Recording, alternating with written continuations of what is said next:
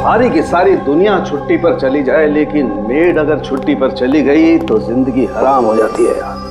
बहुत लेट हो गया। अरे यार, लैब जाने में लेट हो रहा हूँ। ये कौन आ गया इस वक्त यार?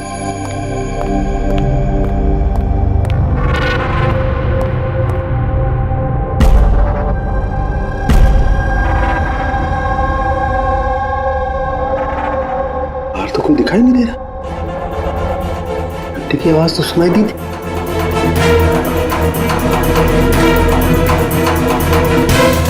बाहर कोई दिखाई नहीं दे रहा, घंटे सुनाई दी, लेकिन कुछ गड़बड़ है।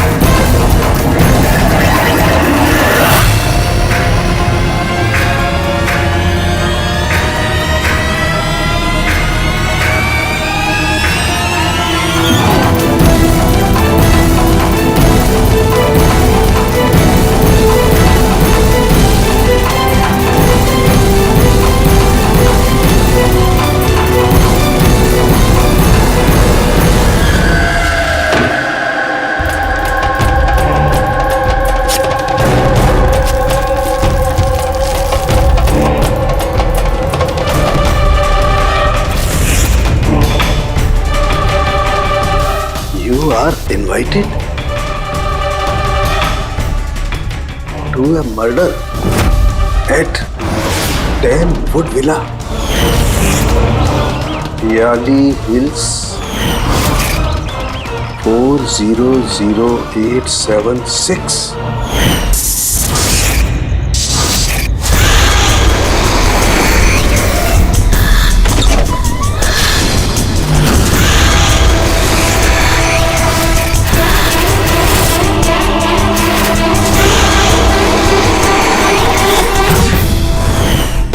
Catch me if you can. ये सच्चाई है या मजाक है?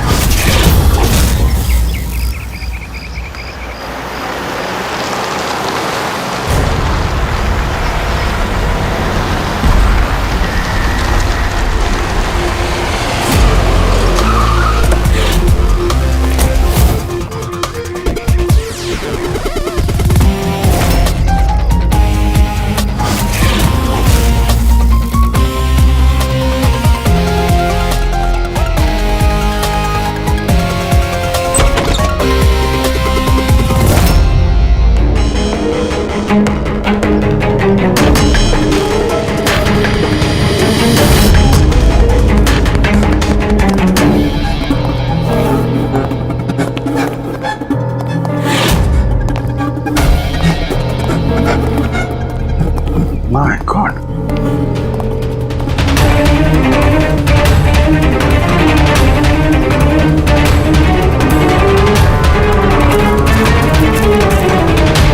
ना तो कोई भी नहीं है, ना कोई गार्ड, ना बंगले का मालिक। पंकज, जरा आसपास पता कर, बंगले का मालिक कौन है? जो भी इंफॉर्मेशन मिलती है लेकर आओ। कितनी बेरहमी से खून किया है इसका। पूरे शरीर पर चाकू से वार किए और फिर भी जी नहीं भरा तो उंगलियां काट दी। इतना खून तो जो फैला हुआ है इसके घाव का नहीं हो सकता है। मतलब सा? मतलब ये पूरी कि जितना खून इस पूरे घर में फैला हुआ है, इतना खून तो एक इंसान की बॉडी में होता ही नहीं। कोई आईडी वगैरह नहीं? कौन है ये लड़की? नहीं वजीर, कुछ नहीं मिला।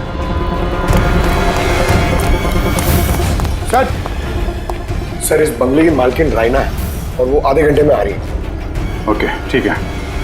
तब तक एक काम करते हैं, यहाँ पे जितनी भी चीजें हैं, ये ब्लड, कोई सबूत, सब इकट्ठा करते हैं। कुछ भी छूटनी नहीं चाहिए। पता तो चले क्या हुआ यहाँ पे।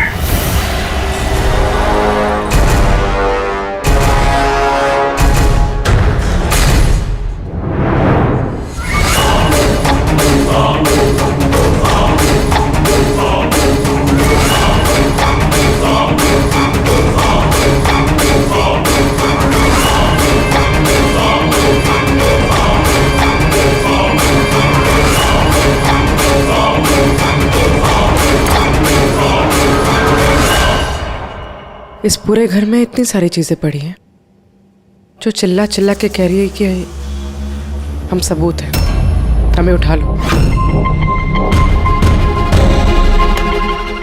कहीं ये सब प्लांटेड तो नहीं? मतलब खूनी हमारे साथ गेम खेल रहा है।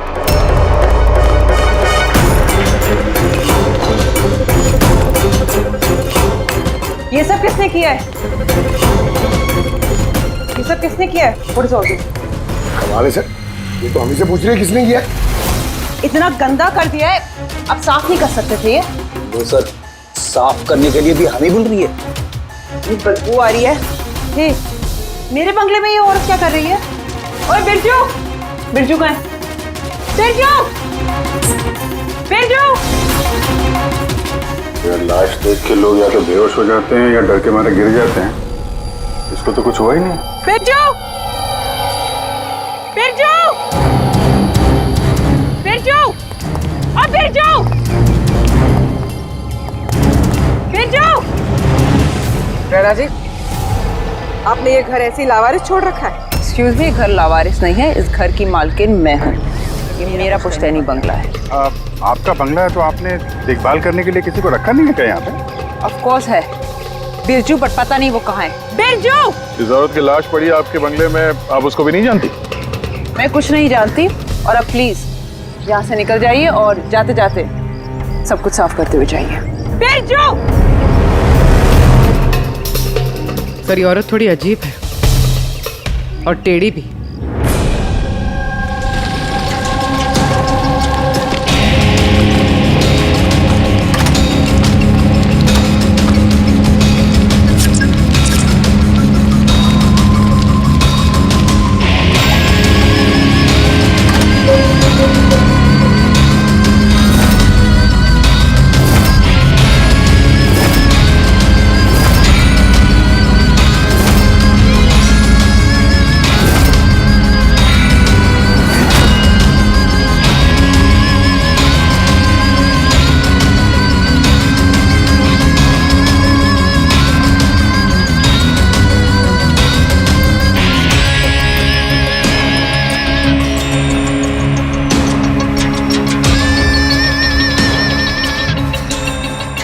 एक केस और 18 सबूत, और खूनी ने सबूत ऐसे सजा के छोड़े थे कि बस पूछो मत। सर लेकिन प्रॉब्लम ये है कि इनमें से कोई भी सबूत हमारे किसी काम का नहीं है। ये सारे सबूत हमारे किसी भी काम के नहीं है, इसका क्या मतलब है तारिका? मतलब ये कि ये सारे सबूत पुराने हैं। What? ये सारे सबूत पुराने तो क्या लड़की का खून भी पुराना है? कितने पुराने बताओ? सर 4 से 10 साल पुराने। ये सारे सबूत 4 से 10 साल पुराने, तो क्या इसका मतलब है इस लड़की का खून 10 साल पहले हुआ है?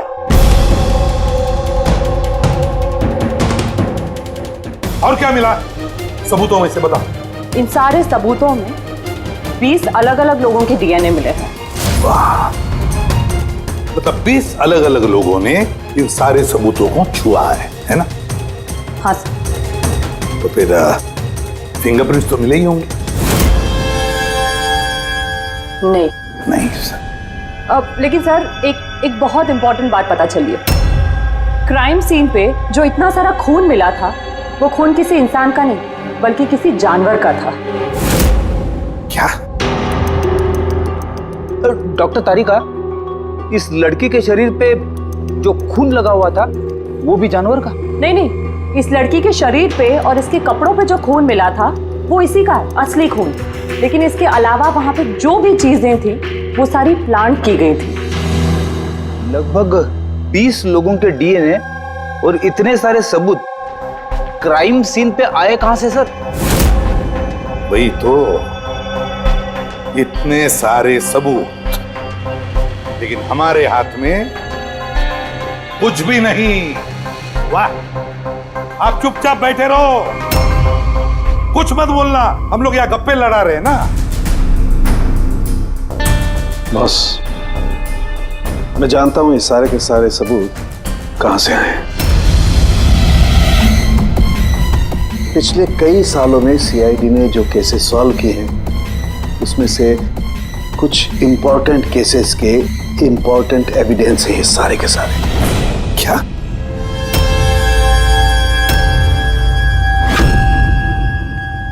जब मैंने रायना और उसके परिवार का बैकग्राउंड चेक किया, उसके परिवार में 2-3 लोग खून के इल्जाम में जेल की सजा काट रहे हैं। और ये रायना, इसे बाइपोलर डिसऑर्डर है। तभी वो वैसे बर्ताव कर रही थी। और वो जो केयर टेकर था बिरजू, उसका कुछ पता चला? सर, उसकी फोन की लास्ट लोकेशन उस बंगले के बाहर ही एक्टिव थी, उसके बाद से ऑफ है। ढूंढने की कोशिश जारी है। कमाल है, उस बंगले में इतना कुछ हुआ और बंगले की मालकिन को कुछ पता ही नहीं। केयर टेकर गायब है। यार ये कहीं बीमारी की आड़ में कोई गेम तो नहीं खेल रहे? हो सकता है, नजर रखनी पड़ेगी उस पर। पंकज, वो जो लड़की की लाश मिली थी उसका कुछ पता चला? सर सारे पुलिस स्टेशन, न्यूज़पेपर और न्यूज़ चैनल में भेज दिया, थोड़ी देर में पता लग जाएगा सर। सारुण के हमारे पुराने केसेस के सारे सबूत वहां पर कैसे पहुंचे? चुपचाप बैठ के नहीं चलेगा सारुण, मुझे जवाब चाहिए अभी। तू फॉरेंसिक सर्जन है, इस फॉरेंसिक डिपार्टमेंट का इंचार्ज है, अपनी जिम्मेदारी से भाग नहीं सकते तो बस बताओ जल्दी। अपनी जिम्मेदारी से नहीं भाग रहा हूं। और नहीं तो क्या? बताओ ना फिर, हमारे पुराने एविडेंस हमारा रिकॉर्ड में से गायब कैसे हुआ? बस एक काम करते हैं, रिकॉर्ड रूम में चल के वहां पूछताछ करते हैं, पता चल जाएगा बस वहां पर क्या गड़बड़ हुई है। प्लीज। इतने सारे सबूत गायब कैसे हो गए? मालूम है ना ये सबूत कितने इंपॉर्टेंट होते हैं? तो फिर आपके होते हुए ये चूक हुई कैसे? कैसे गायब हो गए सबूत? सर, हमारे होते हुए चोरी नहीं होती सर। तो फिर चोरी कब हुई? सर, ये चोरी रात को ही होगी, क्योंकि हम लोग रात को नहीं रहते ना। इसीलिए चोरी हो गई। और आपका क्या कहना है? सर, मैंने डॉक्टर साहब को कितनी बार बोला कि लॉक वगैरह ठीक करवा लीजिए, दरवाजे खिड़कियां ठीक करा लीजिए, सीसीटीवी कैमरा लगवा लीजिए, लेकिन डॉक्टर साहब हमारी सुनते ही नहीं है। और तो और क्या? और क्या? सर, वो पता नहीं किसी को भी लेके आ जाते हैं सर, बोलते हैं कि पुराने एविडेंस देखने हैं। और क्या? सर, वो पता नहीं किसी को भी लेके आ जाते हैं सर, बोलते हैं कि पुराने एविडेंस देखने हैं। किसे लेकर आए थे ये? पिछले 3 महीने पहले किसी को लेकर आ गए, बोले कि क्राइम जर्नलिस्ट हैं, इनको पुराने एविडेंस देखने हैं।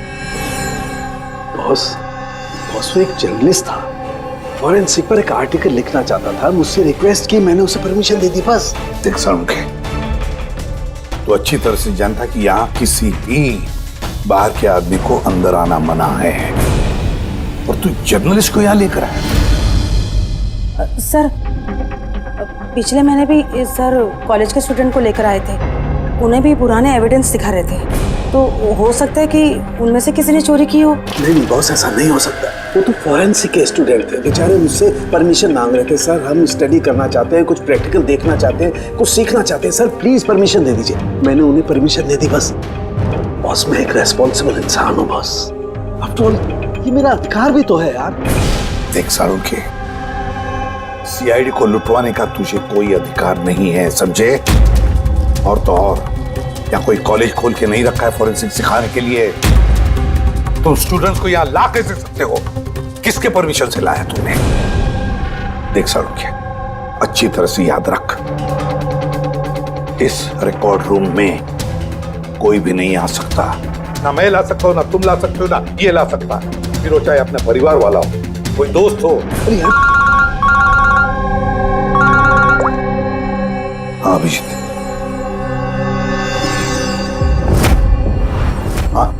सर, जिस लड़की की मौत हुई थी उसका नाम टीना है। ये उनके पिताजी हैं, doctor Nirav sir, head of forensic, Chennai. Doctor Nirav? Nirav? Nirav? यार, बेटे नीरव किसी मार दिया। कंट्रोल योरसेल्फ, सब पता चल जाएगा। सर, आप लोग जानते हैं एक दूसरे को? हाँ अभिजीत, एक जमाना था जब मैं और नीरव साथ साथ काम किया करते थे। नीरव, एक मिनट बॉस।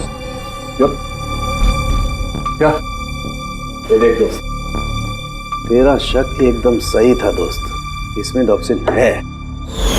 डॉक्टर नीरव, जरा बताइए, आखिरी बार आपने अपनी बेटी टीना से कब बात की थी? कब देखा था उसे? एक्चुअली वो कॉलेज के हॉस्टल में रहती थी, 2 दिन पहले से बस गायब हो गई थी। नीरव हौसला रखो नीरव, जिसने भी किया है ना वो पकड़ा जाएगा। मैं पता लगाऊंगा नीरव, मैं पता लगाऊंगा किसने किया ये। नहीं साळुंखे, तुम नहीं पता लगाओगे। मैं नहीं पता लगाऊंगा मतलब तुम इस केस पर काम नहीं करोगे।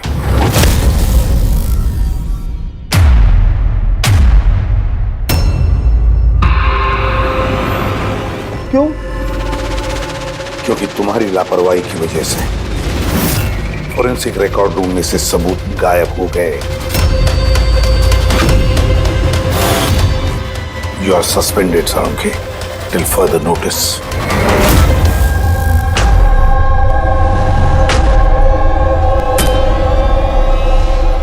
बस तुम्हें लगता है कि ये सब कुछ मेरी वजह से हुआ?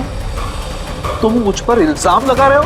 ये इल्जाम नहीं है साळुंखे, यह हकीकत है और ये तुम अच्छी तरह से जानते हो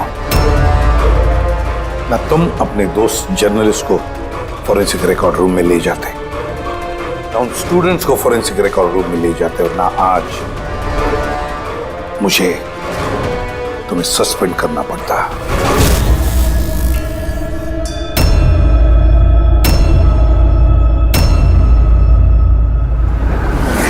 यार, नीरव को मेरी जरूरत है, इस केस को मेरी जरूरत है यार, प्लीज। नहीं साळुंखे। सर आपने मुझे बुलाया? डॉक्टर तारिका, अब से तुम डॉक्टर नीरव की बेटी टीना की केस हैंडल करोगी।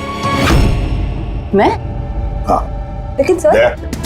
अभिजीत, साळुंखे का दोस्त जर्नलिस्ट और उसके वो स्टूडेंट्स जो फॉरेंसिक रिकॉर्ड रूम में आए थे, सबकी अच्छी तरह से इंक्वायरी करो, अच्छी तरह से।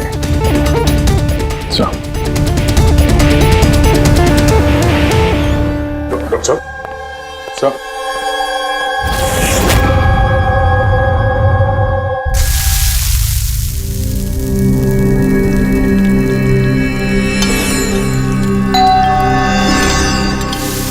आ गए वो प्रद्युमन के दाएं बाएं, दया और अभिजीत मेरे घाव पर मरहम लगाने के लिए। मुझे मालूम है, खोलते ही कहेंगे सर कुछ नहीं होगा, हम यहाँ पर पूरा विश्वास है, सब कुछ ठीक हो जाएगा। क्या काम ठीक हो जाएगा? पहले तो बेइज्जती करके निकाल देते हैं और फिर भेज देते हैं अपने दाएं बायों को, जाओ जाओ उसके घाव पे मरहम रखो।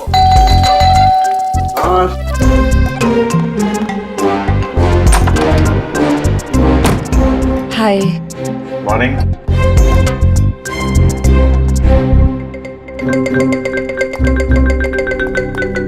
अरे क्यों टेंशन ले रहे हैं सर, सब ठीक हो जाएगा। हमें आप पर पूरा विश्वास है सर, हमें पूरा यकीन है आप कोई गलत काम कर ही नहीं सकते, मगर क्या करें, प्रोटोकॉल तो फॉलो करना ही पड़ेगा। देखो, मुझे तुम लोगों की सहानुभूति की कतई जरूरत नहीं है, और हाँ, तुम्हारे एसीपी साहब की सहानुभूति की भी बिल्कुल जरूरत नहीं है। बच्चा नहीं हूं, रो नहीं रहा। मुझे मालूम है प्रद्युमन अपने उसूलों का बहुत पक्का है, होना भी चाहिए। गुड। सर मैं बहुत शर्मिंदा हूँ, आई एम वेरी सॉरी। आपके सामने एसीपी सर ने मुझे नहीं तारिका, शर्मिंदा होने की कोई जरूरत नहीं। तुम अपने काम पे ध्यान दो, हर चीज को बारीकी से देखना, कोई ना कोई सुराग जरूर मिलेगा। हम जिस चीज को भी छूते हैं अपने निशान छोड़ जाते हैं। Remember, every contact leaves a trace behind. बस इसी फॉर्मूले को फॉलो करना। और हाँ, जब तक ये केस सॉल्व नहीं हो जाए प्लीज यहां पर मत आना। मैं जानता हूं मैं बेगुनाह हूं और अपनी बेगुनाही साबित करके रहूंगा। तब तक के लिए प्लीज लीव मी अलोन। आप लोग अपने केस पे ध्यान दीजिए।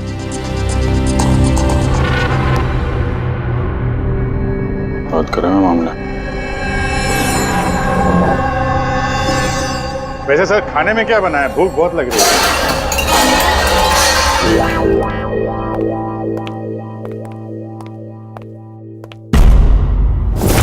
सर, ये जर्नलिस्ट सुना बहुत टेढ़ा और बदतमीज आदमी। 3 महीने पहले डॉक्टर नीरव के साथ किसी बात पे झगड़ा भी हुआ था सर। देखते हैं कितना टेढ़ा है। सर, आपको अंदर बुलाया। Thank you.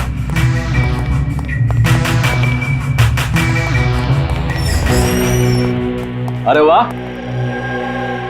नसीब हमारे। आज तो सीआईडी टीम के सीनियर इंस्पेक्टर दया से मुलाकात हो ही गई। आइए आइए, बैठिए बैठिए। हम यहाँ बैठने नहीं आए। अरे ऐसी भी क्या बेरुखी है जनाब। चलिए जाने दीजिए, छोड़िए। ये बताइए कि क्या लेंगे? चाय, कॉफी, ठंडा? ठंडा ठंडा वंडा नहीं पीते हम लोग। वैसे दया साहब, मैं काफी टाइम से सीआईडी टीम पर एक डॉक्यू ड्रामा सीरीज बनाने की फिराक में हूं, लेकिन अपने एसीपी साहब मिल ही नहीं रहे। तुम तो जानते ही होंगे, सीआईडी अरे गहरे को एंटरटेन नहीं करती। आप सीधे मुद्दे की बात करें। हाँ, क्यों नहीं। पिछले 20 सालों से मैं इस प्रोफेशन में हूं, हमेशा पॉइंट पे रहता हूं। बताइए, सबसे पहले क्या बात करूं? डॉक्टर नीरव से हुए झगड़े के बारे में या फिर फॉरेंसिक रिकॉर्ड विंग के बुरे हाल के बारे में? डॉक्टर नीरव से तुम्हारा झगड़ा क्या था? नहीं, मेरा उनसे कोई झगड़ा नहीं था। मैंने तो बस उन्हें सच्चाई का एक आईना दिखाया था। उन्हें बुरा लग गया। क्या मतलब? मतलब डॉक्टर नीरव के काम को लेकर मैंने एक आर्टिकल लिखा था। मेरे हिसाब से वो फॉरेंसिक के काम के प्रति ईमानदार नहीं थे, थोड़े ढीले ढाले किस्म के फॉरेंसिक एक्सपर्ट थे। इसलिए उन्होंने मेरे खिलाफ मानहानि का केस भी किया। बहुत बेइज्जती हुई मेरी। मैंने उनसे माफी भी मांगी। बड़ा भी उनकी बेटी की दर्दनाक मौत को लेकर मुझे बहुत दुख हुआ। और अपना दुख जाहिर करने के लिए आपने एविडेंस रूम से एविडेंस चुरा कर वहां फेंक दिया जहां नीरव जी की बेटी का खून हुआ था। अरे जनाब, मैं भला ऐसा क्यों करने लगा? मैं भला क्यों पुरानी हड्डियां और खून से सनी साड़ियां चुराऊंगा? तो वहाँ एविडेंस विंग में क्या देखने गए थे? फॉरेंसिक लैब से एविडेंस कैसे चुराया जाता, मैं ये देखने गया था। मैं आप लोगों की लापरवाही देखने गया था। खैर, अब जाने दीजिए, ये सब बताने की कोई जरूरत नहीं। अब तो आप लोगों को भी पता चल ही गया होगा। देखिए, ज्यादा भाषण मत दीजिए आप। जितना जितना पूछा जाए उतना जवाब दीजिए बस। क्यों? जब खुद पर बात आई तो मिर्चें लग गई। आप लोगों के पास इस बात का जवाब है कि किसने कैसे फॉरेंसिक लैब से एविडेंस को चुराया होगा? मुझे तो लगता है कातिल आप लोगों की कमियां दिखाना चाहता है। खैर, जाने दीजिए। अब ये बताइए कि ये सीआईडी पर डॉक्यू ड्रामा सीरीज कब स्टार्ट करो? सर, इन्हें ब्यूरो लेके चलते हैं। लगता है ये सही जवाब वही देंगे। उसके लिए लंबा चौड़ा प्रोसीजर लगता है। और वैसे भी सबूत भी तो होना चाहिए ना, क्यों दया साहब? और जल्द मिलते हैं। प्रोसेस पूरा करके सारे एविडेंस लेके आएंगे और तब बात करते हैं सीआईडी पे डॉक्यू ड्रामा बनाने की। हाँ?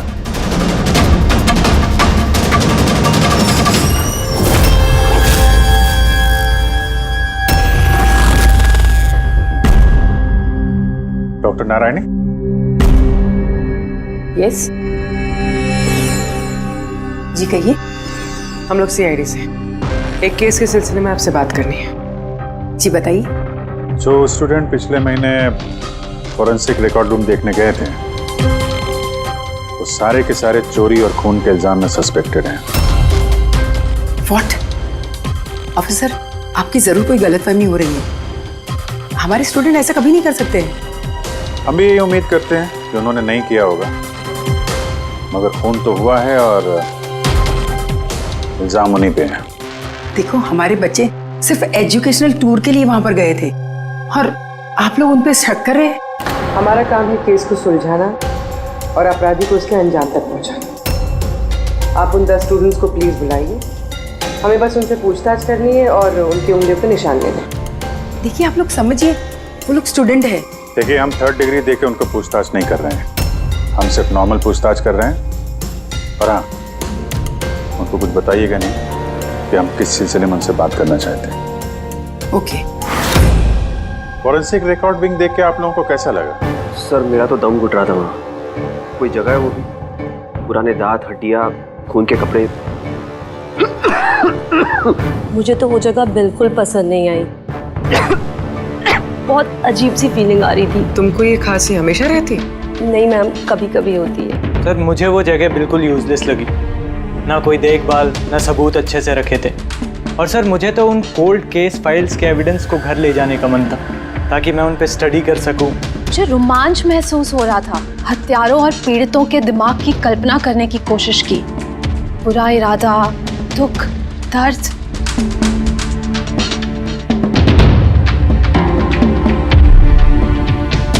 सर यहाँ तो 9 ही लोग हैं, एक नहीं है।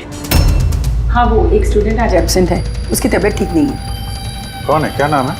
सारिका। सारिका, हमें उसकी पूरी डिटेल्स चाहिए। हाँ तारिका, कुछ मिला क्या नहीं अब तक? देखो तारिका, हमारे पास वक्त नहीं है। सर मैं कब से वही ढूंढने की कोशिश कर रही हूँ कि मेरे हाथ में कुछ तो आ जाए, जिससे सालों के सर पे जो इल्जाम लगाए ना वो साफ हो जाए।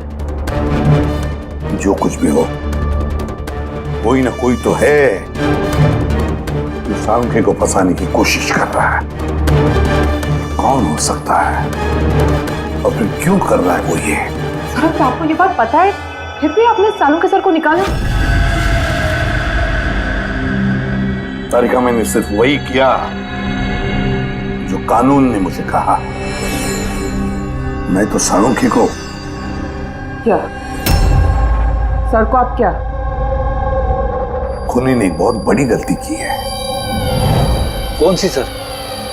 जब तुम लोग वुडविला गए थे, उस घर में घूम रहे थे, अंदर से बाहर, बाहर से अंदर, सब जगह सबूत इकट्ठा कर रहे थे। उस वक्त फ्रेडी, तुम अपने निशान छोड़ रहे थे, अपने हाथों के निशान, पैरों के निशान और भी कुछ कुछ चीजों के निशान, और उसका तुम्हें पता भी नहीं था, एहसास भी नहीं था। और खूनी बिल्कुल वैसे ही निशान छोड़ कर गया है वहां पर, ऐसे निशान जो हम ट्रेस कर सकते हैं। ट्रेसेबल निशान? याद रखो, हम जिस चीज को भी छूते हैं अपने निशान छोड़ जाते हैं। Remember, every contact leaves a trace behind. Sir ने मुझे हिंट दिया था, मेरे दिमाग में कैसे नहीं आया?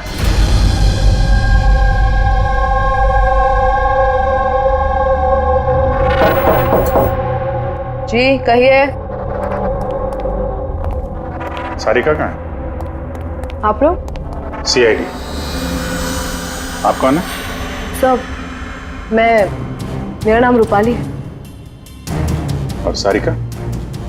सब, वो तो यहाँ नहीं है, कल ही चली गई। कहाँ चली गई? मैम वो अपने घर चली गई। कल वो आई और जल्दी जल्दी उसने अपने सारे बैग्स पैक किए, और बहुत जल्दी में थी इसलिए उसने अपना फोन भी यहीं छोड़ दिया। कोई वजह बताई उसने इतनी जल्दी में घर चली गई? जी सर, वो बता रही थी कि उसके घर का कोई सदस्य बीमार है। क्या? सर, फोरेंसिक सेंटर से पता चला है कि सारिका बीमार है, और ये बता रही है कि उसके घर का कोई बीमार है। कुछ चक्कर तो है सर। अच्छा रूपाली, ये सारिका का घर कहाँ है? सर कानपुर। कानपुर। और आप लोग साथ में रहते थे? जी सर, हम दोनों रूममेट्स हैं। अच्छा, आप लोग कब से साथ में रहे? ये कोई 8-9 महीने। 8-9 महीने से तो एक दूसरे के बारे में काफी कुछ पता चल जाता है। क्या कैसी लड़की थी सारिका, कुछ बता सकती हैं आप? सर वो तो बहुत अच्छी लड़की है। इनफैक्ट वो अपने काम से काम रखती है, फोरेंसिक इंस्टीट्यूट जाना, वहाँ से वापस आना, यही उसका डेली रूटीन है। Forensic centre? तो वहाँ की कुछ बातें बताती थी वो आपसे? हाँ, फोरेंसिक इंस्टीट्यूट से रिलेटेड कुछ बातें बताती रहती है। जैसे अभी कुछ दिनों पहले वो मुझे बता रही थी कि तुम्हें पता है रूपाली, सबूतों को प्लेस करके ना किसी को भी फंसाया जा सकता है। Really? लेकिन ऐसा कैसे हो सकता है? अरे बुद्धू, कुछ भी हो सकता है। मैं कर सकती हूँ ना, किसी भी केस को पलटा जा सकता है सिर्फ और सिर्फ सबूतों के दम पर। अब देख मैं कैसे सबका दिमाग घुमाती हूँ। सर, टीना और डॉक्टर सालुंके के केस में भी तो यही हुआ है। और अब ये सारिका फरार है, इसको ढूंढना होगा जल्दी से जल्दी।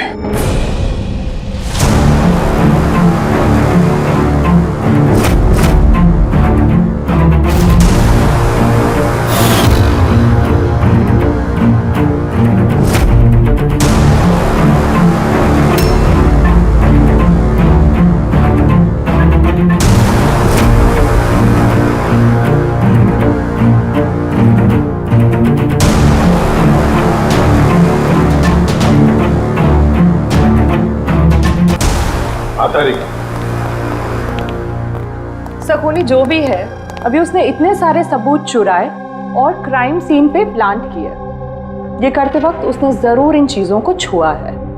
लेकिन डॉक्टर तारिका, तुमने तो कहा था कि फिंगरप्रिंट्स के कोई निशान नहीं मिले, तो फिर इन चीजों को छुआ कैसे? उंगलियों के तो कोई निशान नहीं है, लेकिन मैं ये कहने की कोशिश कर रही हूँ कि इतने सारी चीजें उसने चुराई और क्राइम सीन पर प्लांट की। अब इतनी मेहनत करने के बाद उसे जरूर थोड़ा तो पसीना आया होगा। मतलब sweat analysis? Exactly, sweat analysis किया मैंने, स्वेट एनालिसिस। और इस प्रोसीजर से मुझे एक डीएनए भी मिला। ये देखिए, इस डीएनए से मुझे ये पता चला कि इस इंसान को एक खास किस्म की बीमारी है, सिस्टिक फाइब्रोसिस। ये किस तरह की बीमारी है? ये एक जेनेटिक बीमारी है पूर्वी। इस बीमारी से इंसान के बॉडी ऑर्गन्स जैसे किडनी, लंग्स, पैनक्रियाज, इंटेस्टाइन, ये सब डैमेज होने लगते हैं। तो डॉक्टर तारिका, इस बीमारी की तो पहचान भी होगी ना? कोई सिम्टम्स तो होंगे? सिम्टम्स है। अगर ये बीमारी ज़्यादा टाइम तक रहे तो वो इंसान की उसकी ग्रोथ पुअर हो जाती है, फैटी स्टूल्स होने लगते हैं, सांस लेने में तकलीफ होती है, बहुत खांसी आती है, इनफैक्ट साइनस इन्फेक्शंस होने लगता है। सांस लेने में तकलीफ और खांसी? तो ऐसे मरीजों को तो हॉस्पिटल के काफी चक्कर लगाने पड़ते होंगे। कांस्टेंट मॉनिटरिंग की जरूरत पड़ती है। बस सुविधा मुझे, शहर में जितने भी हॉस्पिटल्स हैं सब में जाकर के पता लगाओ सिस्टिक फाइब्रोसिस के मरीज कितने हैं और क्या उनमें से कोई एक ऐसा पेशेंट है जिसका हमारे इस केस से संबंध है।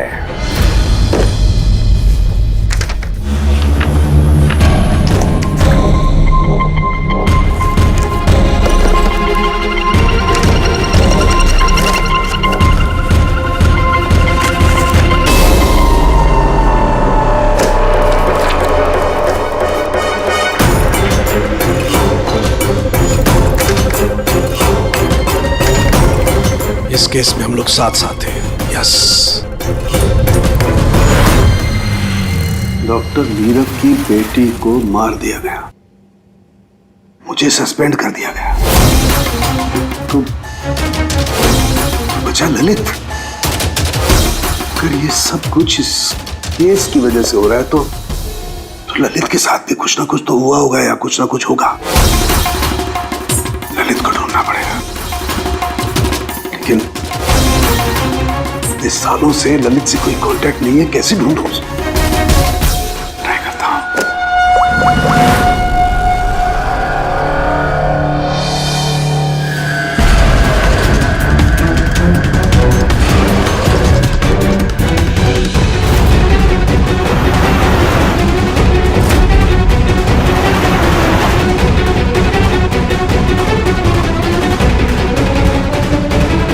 Are you sure?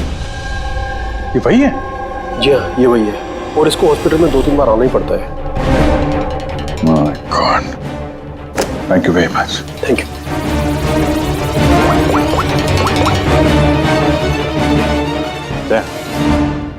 कातिल का पता चल गया है। क्या डॉक्टर ललित मर गए 5 साल पहले? हाँ सर, आप उनकी बेटी से मिल सकते हैं। कहाँ है उनकी बेटी? मेरी बात हो सकती? वो तो मुंबई में है सर, सारिका नाम है उसका। सारिका? जी sir. Okay, thank you. Sarika Mumbai में।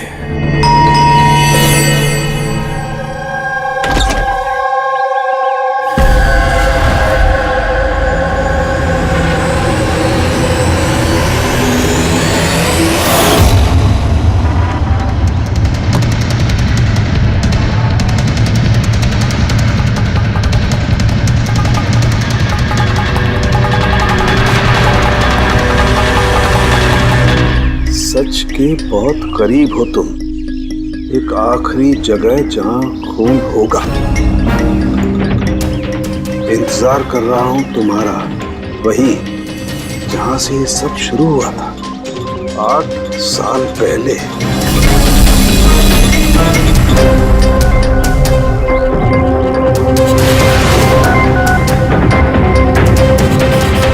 साल पहले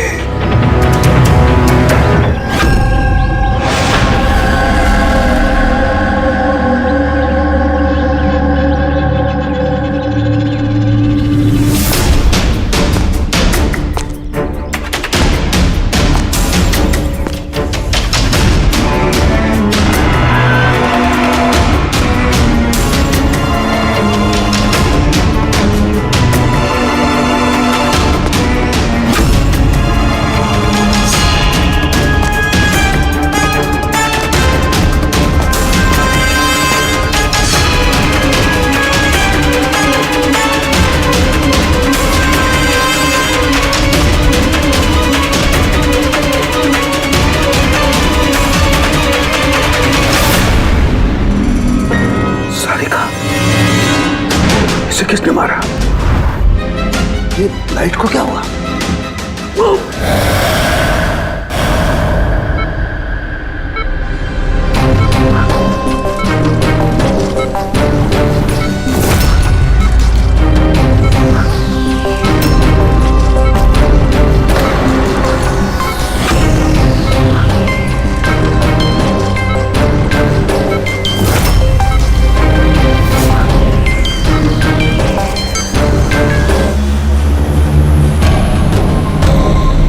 तो सारुण के सर का फोन तो लगातार बज रहा है, लेकिन उठा नहीं रहा। कहीं किसी मुसीबत में तो नहीं? सारुण के साहब के फोन की लोकेशन ट्रैक करो, देखो कहां पे है और उस खूनी का भी।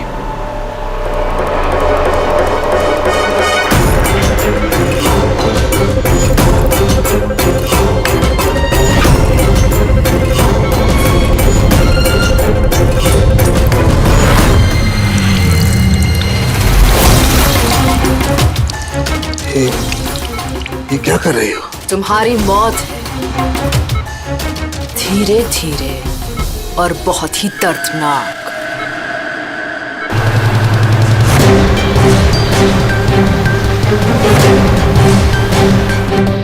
तुम्हारे खून की एक एक बूंद का कतरा जब तुम्हारे शरीर से धीरे धीरे करके निकलेगा ना, तब बहुत मजा आएगा तुम्हें, है ना? लेकिन तुम ऐसा क्यों कर रही हो? अपने बाप की मौत का बदला ले रही हो। अरे हत्यारे हो तुम तीनों। तुम्हारा बाप रघु? हाँ, रघु, जिसे तुमने, डॉक्टर ललित ने और डॉक्टर नीरव ने मिलकर मार डाला। और तुम्हारी वजह से आज मेरा बाप मेरे साथ नहीं है। मार डाला? हमने? कैसे? सबूत इकट्ठा करके मार डाला। तुम लोगों ने सबूत इकट्ठा किया, मेरे बाप को फांसी की सजा दिलवा दी। देखो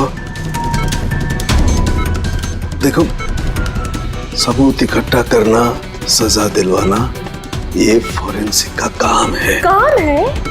बेशक बेशक ये तुम लोगों का काम है, लेकिन तुमने मेरे बारे में तो नहीं सोचा ना, उस बेटी के बारे में जिससे उसका बाप छिन गया।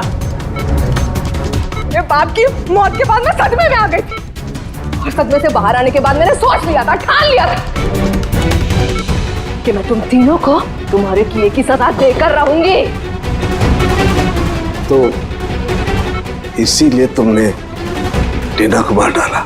हाँ, मार डाला मैंने उसको, क्योंकि मुझे मालूम था कि डॉक्टर ललित 5 साल पहले ही मर गए हैं। और जहां तक रहा तुम्हारा और डॉक्टर नीरव का सवाल, तो मुझे मालूम था कि डॉक्टर नीरव अपनी बेटी टीना से बहुत ज्यादा प्यार करते हैं। टीना के मरने के बाद वो तो अपने आप ही मर जाएंगे।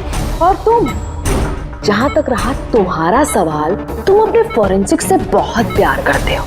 जब वहां से तुम्हें धक्के मार के बेइज्जत करके बाहर निकाल दिया जाएगा, तब तो तुम अपने आप ही मर जाओगे। लेकिन सारिका ने क्या बिगाड़ा था?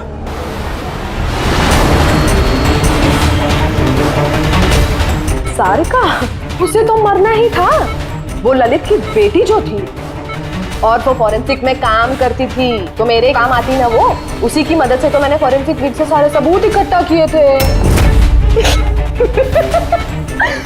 तुम्हारा फॉरेंसिक तुम्हारे खिलाफ। ये देखो डॉक्टर सालुंके, हो गया मेरा बदला पूरा।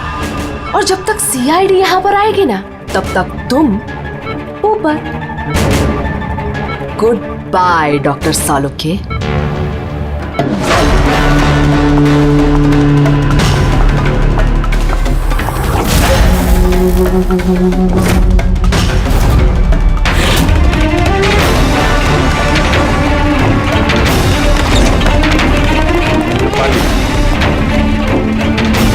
खेल खत्म तुम्हारा। मेरा खेल खत्म और सालुंके का भी। बचा सकते हो ना तुम लोग, तो बचा लो। खून का कर्ज हो गया अब तो बॉस तुम्हारा मुझ पर। मेरा कर्ज नहीं हुआ है खून का तुम्हारे ऊपर। ये तो वो कर्जा है जिन लोगों को तूने फांसी पर लटकाने में मदद की ना हमारी, वो कर्जा है। अब चुका दे। अच्छा सुन, बहुत आराम हो गया, सीधे काम पर चल। अच्छा जल्दी से ठीक हो जाइए। तारिका अकेली मुर्दों से बातें कर रही है। ओहो तारिका, अभिजीत को तुम्हारी बड़ी फिक्र है भाई। देखो भाई, अब एक हफ्ते तो मैं यहाँ से हिलने वाला नहीं हूँ बॉस। एक काम करो ना, तब तक तारिका से काम चला लो। अच्छा ये आराम करिए आप। Silence please. हाँ साइलेंस, चुप।